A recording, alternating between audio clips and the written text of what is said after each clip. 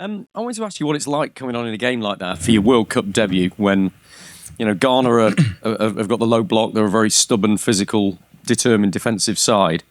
Obviously, because it's England, the focus is really intense. But what's it actually like coming on there, knowing that you're the guy who's been asked to go on there and try and force a breakthrough? Yes, it's good. It's the type of position that you want to be in as a player. You want to come in and try to affect the game and help. Every game is difficult and different. So you face different challenges. It was a tough game to come into. They were, as I said before, extremely solid and they were well versed in how they played. So they made it difficult for us at times. But yeah, it's the type of responsibility I've got, I guess. We saw Declan Rice limping through the mix zone after the game, and you know him better than anybody. He's been really strong and brave in the way he's dealt with the back end of the season, I think, where he's had some injury niggles throughout the back of Arsenal's campaign as well. What do you say about him? How is he? And what do you say about the strength he's showing in trying to battle through? I would say it's Declan. He plays football and he wants to play football. He wants to play every game and he'll do whatever he can to help the team. And yeah, when you watch him play, I don't see him playing as if he's carrying anything. You see him enjoying himself and having fun. So I'm sure he's okay. Hi, Vera. Long season for you and obviously other members of the squad to then go into a major tournament. You had the 2 week. I know you joined late. But you had the 2 week training camp in Florida. So, can I, with that in mind, in terms of fatigue, mentally and physically, and where do you muster the strength to kind of go again? I feel like, for me personally, I don't need much more motivation than the competition I we're in. I feel like I love playing football, I enjoy playing football, and of course you do need a time to rest and to have a break, and I'm sure that will come after this. But yeah, for me, I'm positive, I'm motivated, and I enjoy playing football ultimately. So yeah, I'm not too pressed. And then coming into the tournament off the back of obviously a title win, and coming into the tournament with a bounce in your step, do you think that's giving you a bit more of a renewed vigour, certainly psychologically, to go into the tournament and attack it? Yeah, for sure. I was saying it before. I think having players in the team who have won things and who have achieved things, it definitely gives you a different type of confidence, belief and trust in what you're capable of. So yeah, I'm sure it's helping me, it's helping the other players in the team, and yeah, you can see the confidence that we have at the moment. Ebere, you said towards the end of the season with Arsenal that you don't really read or pick up on what's said after games. Is that even more significant with England at a World Cup, because it's the sort of occasion, particularly when you don't win, that everyone has an opinion on why it hasn't quite happened? Yeah, I would say so. For me, it's no different. I try not to take too much interest in what people say about what we're doing. We're the ones inside, we're the ones putting in the work and in the arena. So I try to enjoy that bubble that we're in, and yeah, focus on what we're doing, because at the end of the day, we're the ones that are gonna go on to do it. So yeah, that's the mentality that I have.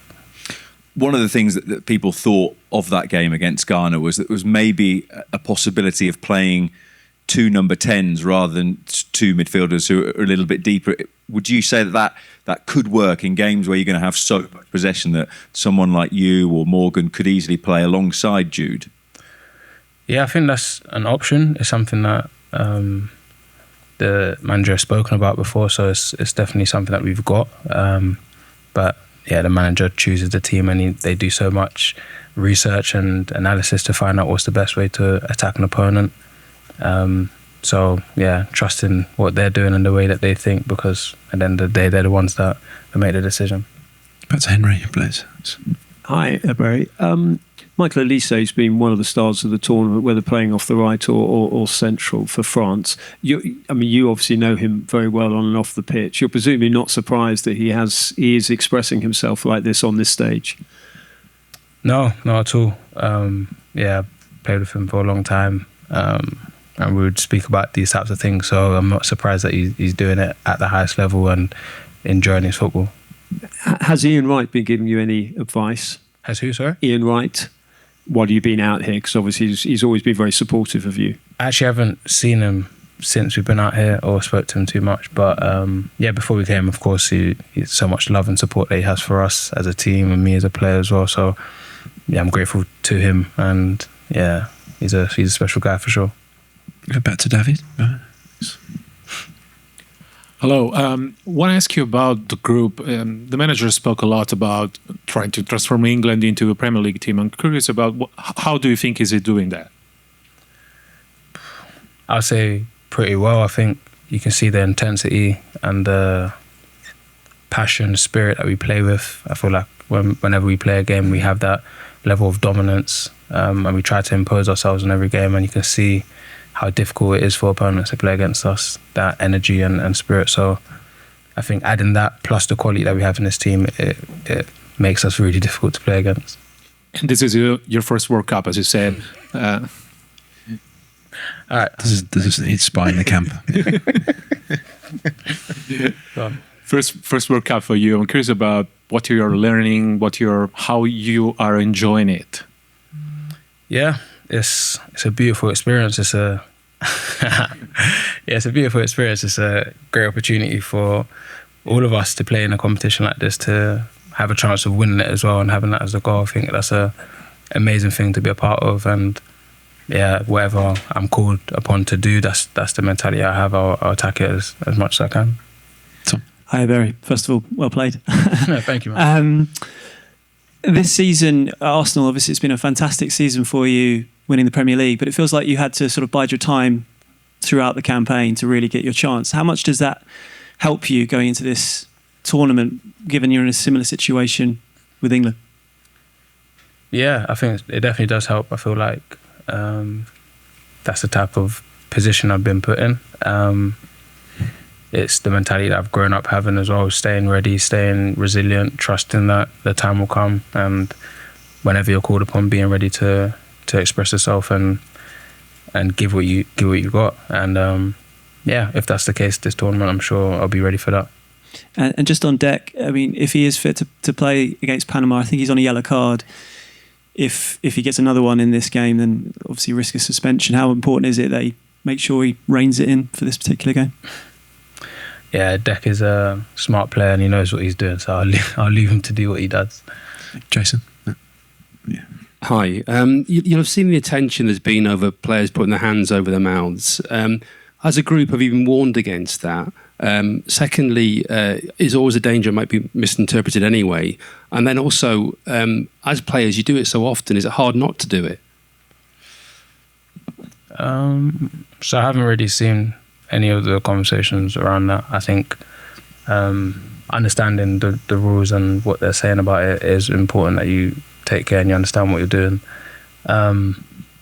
As a player, you do it often because you're having normal conversations. You're not using it to do anything malicious. So I think as long as your heart's in the right place, I think that's the main thing. But there's a danger it might be misinterpreted under the current rules, so you've got to be a bit extra careful about it. Yeah, I guess so. But I'm sure there's a bit of discretion and a bit of understanding from the referees and the people involved to make those decisions. Thanks. Hi, there's been quite a fun story going around about a Ghanaian witch doctor putting a hex on Harry Kane to stop him scoring. I don't know whether that's been talked about in camp and whether you're relieved that he's lifted that at all. Are you aware of that? Do you believe in that? I don't believe in it. I just wondered whether it had been talked about in the dressing room and if you are relieved that he's lifted the hex now. Yeah, no, I'm not too interested in that type of conversation. Okay, go back to Hamza. Cheers. Hi, Epi. I just wanted to ask you about Bukayo Saka.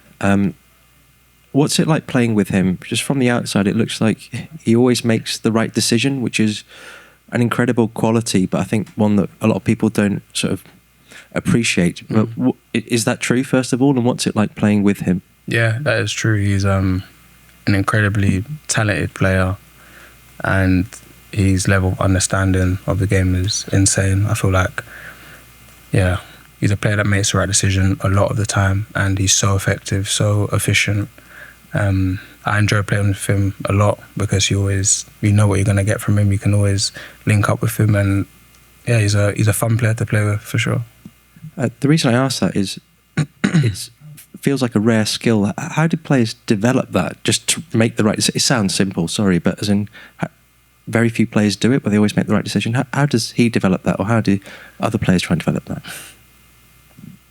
I'd say just experience and his learning growing up. I feel like that's something that he's probably worked on from a young age, and we're only just seeing it now. We see it in the highest stage. So yeah, something that he's been probably doing from young. And yes, it's definitely a difficult skill to cultivate. So yeah, special player. Okay, Jack, and then at the back. You were talking before about biding your time at Arsenal and how this is probably a similar situation. I just wondered what the manager's message to you had been before the tournament started on how you could impact and affect this tournament. Yeah, it was similar to what we spoke about here, just understanding, of course, there's a position to play and a role to play for me. Doing what I can whenever I get opportunity to play, that's all that matters, that's all that counts. So as long as I'm doing that and fully focused on that, whether it's starting, whether it's coming from the bench, it's your responsibility. So yeah, I try to enjoy it as much as I can. And after how Ghana played the other night, do you think that some of the other opponents that you're going to face are going to play in a very similar way? And does that actually suit you in kind of small spaces in and around the box? I don't know if other teams will play that way, because it's not easy to play that way. For 90 minutes, they've done an incredible job. But yeah, for sure, I think when you have a team that's sitting back and not really too interested in how much of the ball they have, it does suit attacking players to be in tight spaces, to be creative and to take risks. And yeah, that's something I'm good at. Okay, if we pass it forward to Faye, and then we will go to the back then. Sorry to keep you waiting. Thank you. Hi, Ebs. Nice to see you. Hello. What was it like when Thomas Tuchel gave you the nod? Because I saw you were tapped just before you came on. Mm-hmm. What was going through your mind about making your World Cup debut? Just to go out, enjoy it, try to win the game. That's the focus. When you're on the pitch, that's the mentality that you have. You're really focused on what you want to do. But of course, trying to enjoy it as much as I can, because it is a special moment. It's something that I'm blessed to have, and I don't take it for granted. Ollie Watkins has said to us that he watches from the bench where he can find space, what he can do. What were you seeing in that Ghana game that you thought you could try to exploit? And when you came on with Morgan Rogers, obviously Dec then moved back. How was that tactically? Yeah, as I said, you're trying to find space in a system that is difficult to find space because of the way they played. But of course, trying to be effective whenever you get the ball and seeing where opportunities could come. We could see that opportunities were coming from crosses, and that was something that we were trying to get more of. But yeah, each game is different. Each game is interesting. You have to sort of figure out a way, I guess. Thanks, Faye. There you go from the back. Thanks. Hello, morning. I don't know if you have watched many games, but I want to ask you if what is the best or the best teams in the first two games, and I want to ask you the opinion of Spain. If you think there are so many differences or similarities between the current Spain and the Spain that England faces in the last European final. Thank you. Yeah, I think there's a lot of good teams in the tournament. There's so many games as well, so there's a lot of big performances going on. I've enjoyed watching Ivory Coast. They've been incredibly strong and positive, which has been good to see. Spain, I would say they are, pretty similar to the team that we faced in the final. They manage the ball really well. They look after the ball, and they have really strong and effective players in attacking. So I guess that's something that we'll come to and we'll face potentially, but very focused on what we're doing in the group and the route to get there. Okay, Jeremy Armstrong. Don't know if it's a second, might have to come all the way to the front. Just ask it whatever, Mike. You need to for the broadcasters' purposes. Sorry, we all want to hear your voice. There you go. A couple of non-football questions, if I may. Could I just ask you a little bit about chess? Are you getting to play? Is there anybody else in the camp who, likes having a game, and just how you kind of unwind away from the matches? Yeah, something that we do at the camp. Not too much, not so often. I think there's loads of other things to do there as well, which is enjoyable. But yeah, I still play here and there. And a little bit about the family's been here. I understand your wife's an intensive care nurse, is that right? Yeah. Does that help you kind of keep perspective, would you say, as a footballer?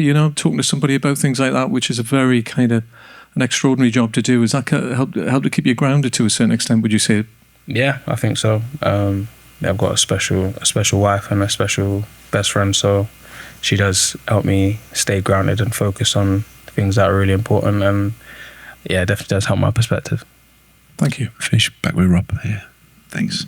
Ebs, I just wanted to ask you about this final game in the group, really, because obviously the draw against Ghana means that this is a more important one than it might have been, it feels like.